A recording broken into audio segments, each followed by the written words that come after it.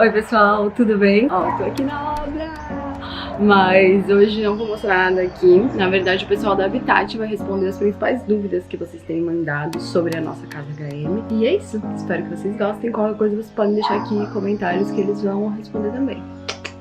Beijo!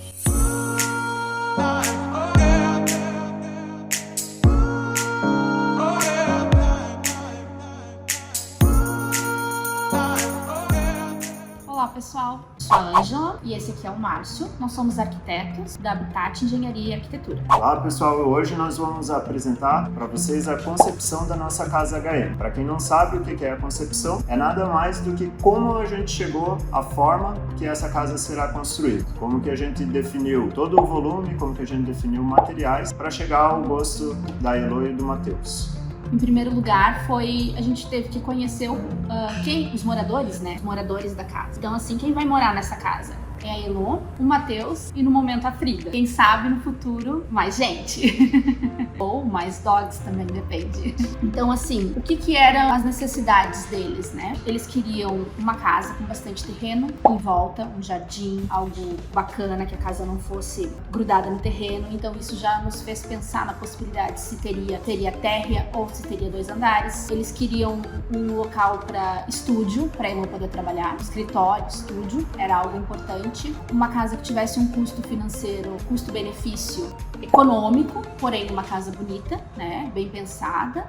E uma das principais coisas também que foi pedido foi a questão do valor. Eles tinham um valor e a gente seguiu o projeto de acordo com aquele valor. Executar tudo que fosse possível dentro da lista de desejos dele, se adequando àquele valor. E analisando as situações em que o que valia a pena e o que a gente teria que considerar para um segundo momento ou adequar para aquela situação, né, para poder entrar naquele valor que era importante para eles. Pegando então o gancho do desejo dos clientes, né? Sempre quando a gente tem o atendimento com a família, quando ela vai construir, a gente tem a parte do briefing, que é onde eles relatam todas essas informações sobre o que eles desejam para a construção. Logo após as informações coletadas ali no briefing, a gente tem que pegar os parâmetros urbanísticos lá da cidade para a gente conseguir ver se o desejo que a família tem para a construção realmente vai poder ser construído. Características como a nossa casa HM, eles têm um terreno todo para construir a casa. Tem alguns outros clientes que eles têm metade do terreno,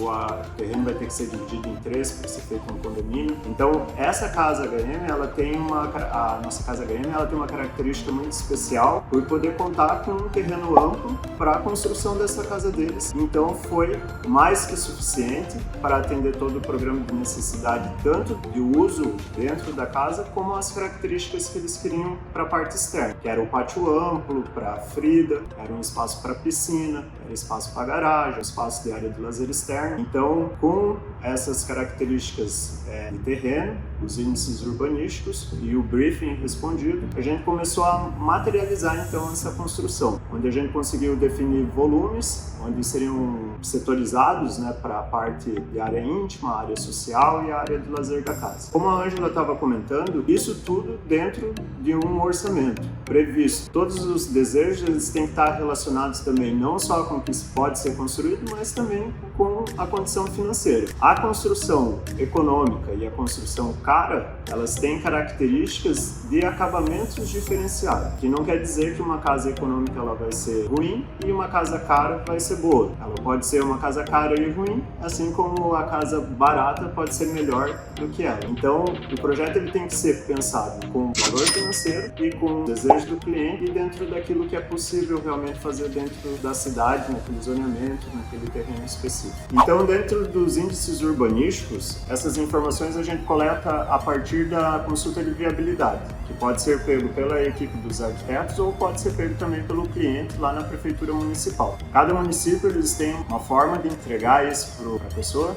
Prefeituras trabalham de forma diferente, tem umas que é online, tem umas que tem que ser presencial, assim por diante. A gente tendo esse documento em mão, a gente então parte para as características e índices urbanísticos do terreno específico. Nele a gente vai conseguir então delimitar os recursos frontais, laterais e de fundo da construção quando eles são necessários. Em alguns casos sim, em alguns casos não. Na nossa casa HM, como uma das características dos itens de necessidade da família foi a circulação em volta da casa, então a gente já ficou atento a isso. uma circulação, mas que tamanho de circulação é essa? Será que simplesmente a gente pode afastar ali 60 centímetros, 50, 1 metro, 2 metros? Qual que é o tamanho que é suficiente? Qual que é o correto? Para essa pergunta existem muitas respostas, porque sempre depende, né, da situação completa. No caso da nossa casa HM, como a gente já queria trabalhar com esquadrias para a lateral do terreno, para ampliar a ventilação e a iluminação, por questões de características naturais, a gente trabalhou com um afastamento ali de 1,5 m, que é o mínimo exigido pela Prefeitura Municipal quando se tem aberturas para laterais com vizinho. Isso. Esses recuos eles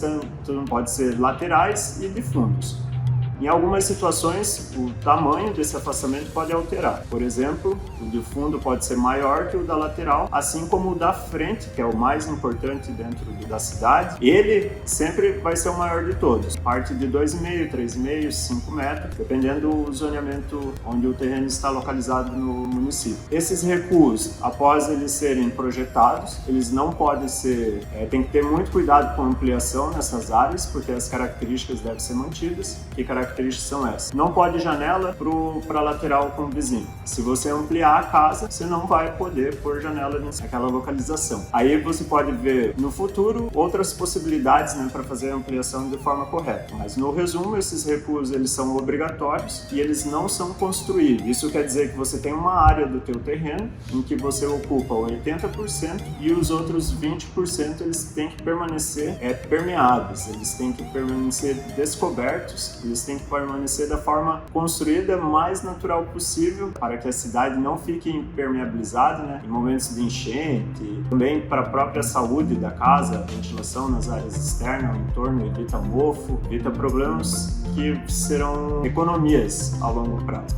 Então, em relação à nossa casa HM, esses recuos, como que eles funcionam? Lá em Navegantes, é obrigatório o recuo frontal ser 4 metros. Isso é um padrão lá para a região onde a casa foi construída e ele tem que ser respeitado. Assim como o recuo lateral lá que nós utilizamos, como a gente colocou a janela da suíte, a janela do banheiro, a janela do dormitório de visita, voltado para esse recuo, então é obrigatório, a gente usou o recuo mínimo obrigatório de 1,5 m. Caso não tivesse janelas para esse lado, a gente poderia fazer a casa na divisa do terreno com o vizinho. Uma coisa que foi muito legal é que quando eles vieram até a gente, eles já tinham uma ideia de referências de casas. Então, assim, foi uma das nossas primeiras conversas, sem nem se conhecer pessoalmente ainda. Foi, o que vocês gostam? Vocês já têm ideias, imagens de casa que vocês gostam? Então, o que ocorreu? Nesse momento, eles já tinham alguma ideia de casas clarinhas, casas com linhas mais retas, que eles gostavam. Mas aí, quando a gente começou a questionar, e o tipo de muro? E o tipo de porta? E aí foi o momento em que eles começaram a andar pelas ruas e ir buscando quais eram as portas que eles gostavam, o tipo de muro que eles gostavam, e foram pensando mais nessas coisas, analisando o ambiente. Algo que foi muito bacana também nesse projeto foi quando a gente pensou no tamanho dos ambientes. Quando eles começaram a ter noção de tamanho de ambiente. A Elô nos mandou, ela e o Matheus, analisando tamanho.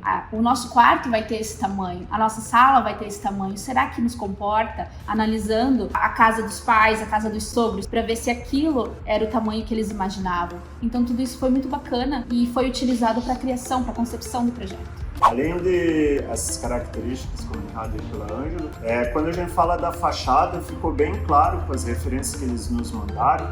E quando a gente fala de referência, é referência na conversa, é uma referência numa imagem mandada pelo WhatsApp, é uma pesquisa que eles fazem do gosto lá deles, eles vão fazendo uma coleção e a gente vai trocando essas informações. Na nossa casa HM, o que ficou muito legal é que a gente trabalhou com cores claras, ela vai ser uma fachada toda em tons claros, isso faz com que a casa tenha mais conforto térmico, porque a sensação de calor vai ser menor. Junto com a sensação térmica, a gente trabalhou o volume da sala com um pé direito duplo, que vai ajudar tanto na hora da iluminação, quando a Elô estiver gravando seus vídeos, mas também para ventilação, ter um ambiente que vai usar menos ar-condicionado pela cor da fachada, pela posição da janela onde ela foi colocada e relacionado tudo com as características que eles tinham nos passado lá como referência. Então a gente trabalha o volume, a composição dela para que, além de arquitetonicamente ela fique equilibrada, ela fique harmônica, mas que atenda o gosto da cliente. Nos vídeos do projeto ali, vocês podem ver como ela é suave, como ela é harmônica e como ela é leve. Uma casa de 100 metros quadrados e que, percebeu o volume dela, ela se comporta como uma casa em ângulo, dependendo do ângulo que você vê, ela parece uma casa muito maior, só que olhando a fachada principal, vocês percebem como ela assenta plenamente no terreno, como uma construção leve que não agride o entorno e nem se destaca de uma forma errada. Ela está simplesmente integrada ali à paisagem de uma forma muito sutil, de uma forma muito suave, que foi com as características ali dos materiais, a madeira na porta, as cores claras e o volume da construção. Bom, pessoal, é isso. No próximo vídeo a gente vai apresentar lá na obra os cômodos da casa e a gente vai explicar detalhe por detalhe de cada ambiente. Isso aí, pessoal. Se vocês tiverem dúvida, vocês deixem aqui nos comentários. Assim que possível a Elo responde, ou senão a gente entra em contato e responde vocês. Até mais!